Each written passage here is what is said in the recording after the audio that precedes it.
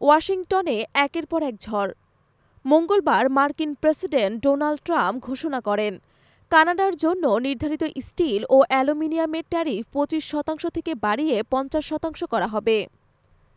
এই হুমকির পরই অন্টারিও প্রদেশের সরকার নিজেদের যুক্তরাষ্ট্রে বিদ্যুৎ রপ্তানির ওপর ২৫% সারচার্জ বসানোর সিদ্ধান্ত স্থগিত করেছেন। অন্টারিওর প্রিমিয়ার ডগ ফোর্ড মঙ্গলবার জানান, যখন কেউ আপনাকে অলিভ ব্রাঞ্চ এগিয়ে দেয় তখন সেটিকে উপেক্ষা করাটা বোকামি হবে। তিনি আরও জানান, ট্রাম্প প্রশাসনের সঙ্গে আলোচনায় বসতে চলেছেন তিনি। আগামী বৃহস্পতিবার ওয়াশিংটনে যাচ্ছেন ডগ ফোর্ড এবং কানাডার ফেডারেল অর্থমন্ত্রী ডোমিনি লেব্লাঙ্ক। সেখানে মার্কিন বাণিজ্য সচিব হাওয়ার্ড লুটনিকের সঙ্গে আলোচনায় বসবেন তারা। ফোর্ড জানান, উভয় পক্ষই উত্তপ্ত, এখন দরকার ঠান্ডা মাথায় সমাধান খোঁজা। বিশ্ববাজারে কানাডা আমেরিকার বাণিজ্য যুদ্ধ এবার কোথায় গিয়ে দাঁড়াবে, উত্তর দিবে সময়।